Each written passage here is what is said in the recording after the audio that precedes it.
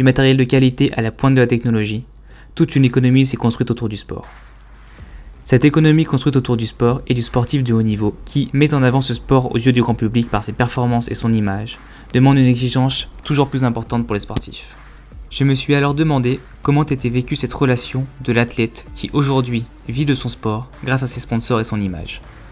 Des sollicitations médiatiques, de sponsors, d'agents sportifs, je me suis plongé dans ce milieu du sportif de haut niveau. Quelle est l'influence des médias et des sponsors sur les athlètes de haut niveau en athlétisme ? Pour répondre à cette problématique, j'ai pris contact avec des professionnels du sport. Je m'appelle Théo Gaboreau, j'ai 27 ans et depuis 2018, je suis entraîneur du pôle espoir de Talence, au saut à la perche. J'ai entraîné Valentin Lavilloni en 2017. Cette année-là, il a fait 14e des championnats du monde et 5,70 m, championnat du monde de Londres. Ensuite, j'ai eu Kevin Menaldo. L'hiver après les Jeux Olympiques, il a fait 5,78 m et champion de France élite, il s'est qualifié pour les championnats d'Europe. Après, j'entraîne toujours Alice Moindreau qui en 2018 a battu le record de France junior, donc U20, et a fait 3e au championnat du monde à Tampere. Dehors des records du monde senior et les autres catégories, il y a 19 records du monde en tout.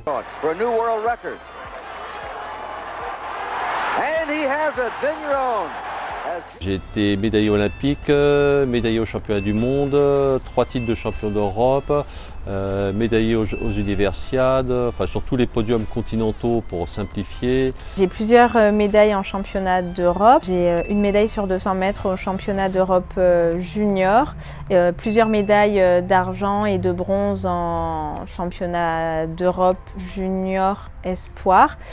Des médailles en championnat d'Europe par équipe senior. J'ai participé 3 fois au championnat du monde, une fois aux Jeux Olympiques de Rio. J'ai un titre de championne du monde en 4x200, plusieurs titres de championne de France sur 200 mètres.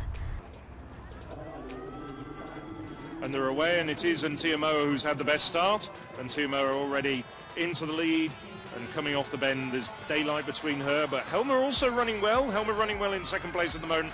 But it is the Frenchman, and on the inside, Garcia having a great race here. She's been unseen to the Frenchman, I'm sure, but Ntiamoa now coming through. Garcia starting to fade. Loris Gagnant, j'ai 22 ans.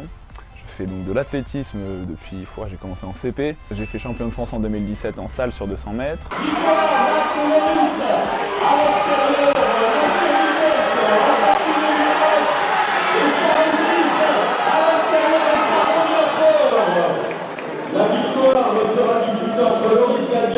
Donc chez les jeunes, j'ai fait 3e en 2018, j'ai fait 3e encore en 2020 je crois. J'ai fait sélection mais c'était des matchs internationaux.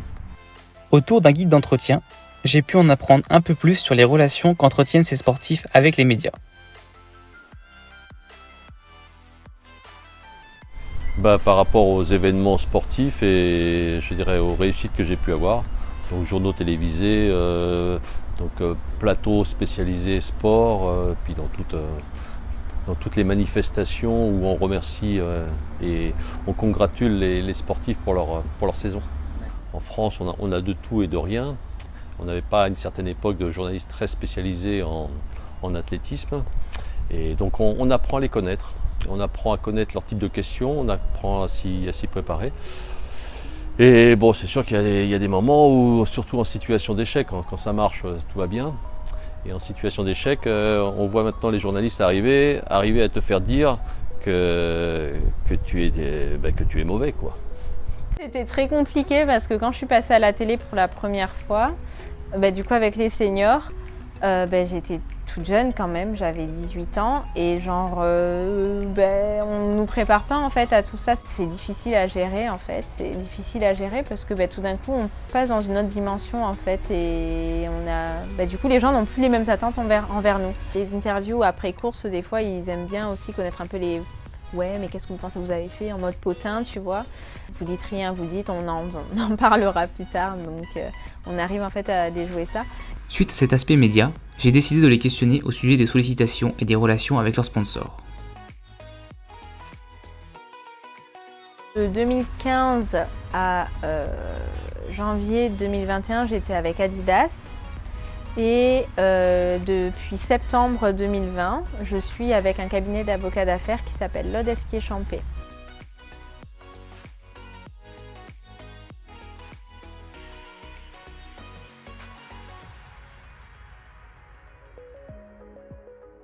Alors pour Adidas, déjà ils avaient l'exclusivité donc je pouvais porter que Adidas, c'est évident.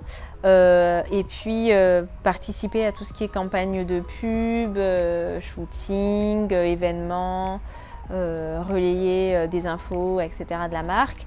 Et puis après pour ce qui était, et avoir une bonne attitude aussi sur le terrain, une bonne attitude de sportif et puis évidemment, pas se doper, ça va de soi. Là, quand on a une marque, si on se fait contrôler positif, et là, clairement, ils ont le droit. Parce que j'ai eu la chance, moi, avec Adidas, ils sont hyper bienveillants, hyper cool. En tout cas, moi, l'expérience que j'en garde, c'est ça. L'équipementier, en tout cas, je pense pas que ce soit indispensable. C'est quand même un sacré bonus, c'est très bien. Mais pour avoir, parce qu'après, on est dans un sport aussi qui rémunère pas non plus massivement.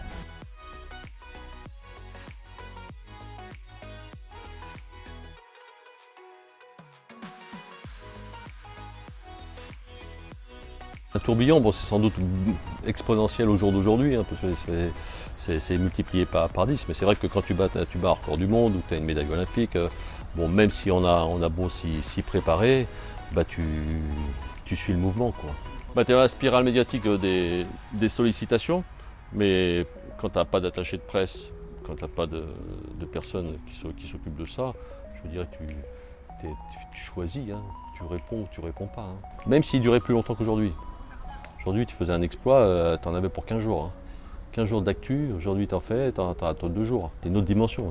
C'est pour ça que l'impact dont tu me parles, peut-être vis-à-vis des sponsors, je pense qu'il était beaucoup plus important, l'impact sur la population.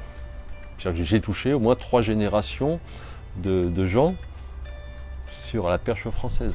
Encore au jour d'aujourd'hui, je croise des gens, oh, merci pour ce que vous m'avez donné, merci pour les souvenirs, merci, ça m'arrive au minimum une fois par mois, quoi.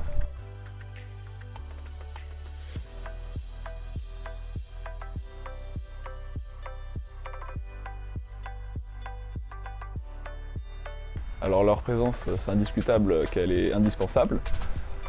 Mais ils font pas toujours très bien leur travail. Je vais pas citer de nom ou quoi, mais des fois, il y a forcément dans une carrière sportive, il y a des hauts, il y a des bas.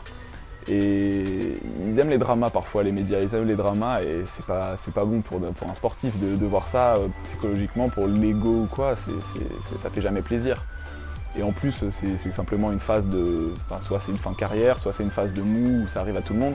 Et souvent, il y a des titres racoleurs, des faux titres, fake news, et des choses comme ça. Mais sinon, globalement, les médias servent à démocratiser ce sport qui, en vrai, est pas assez peu connu, mais assez peu mis en valeur, ouais. C'est-à-dire que les médias sont de plus en plus importants, il y en a de plus en plus. Je trouve que les médias d'État, donc France Télévisions, ont un petit peu réduit leur présence, c'est-à-dire qu'avant des championnats de France élite d'athlétisme, c'était retransmis sur France 3. Aujourd'hui, c'est plus le cas. Par contre, je trouve que sur les chaînes privées, du coup, il y a de plus en plus de choses qui sont proposées. Suite à ces différentes interviews, nous pouvons nous rendre compte que les relations entre les athlètes, les médias et les sponsors sont plutôt saines et de confiance. Ces grands sportifs ont, d'après leur retour d'expérience, bien vécu leurs afflux de notoriété. Prenez en main votre vie, dans sa globalité, et restez vous-même. En vie dans sa globalité, c'est-à-dire que les médias, je dirais, les sponsors, tout ça, ça fait partie du jeu. Donc il faut y réserver une place, mais il ne faut pas leur donner plus de place qu'il n'est nécessaire. Les choses essentielles, c'est d'être heureux, c'est de vivre sa passion, c'est de privilégier aussi sa vie personnelle, et puis d'être le meilleur, quoi. De courir pour vous. Déjà, il faut courir pour vous, et pour ce qui est de la pression, il faut se fixer des attentes. Mais avant tout, c'est un sport, il faut se faire plaisir et c'est le plus important.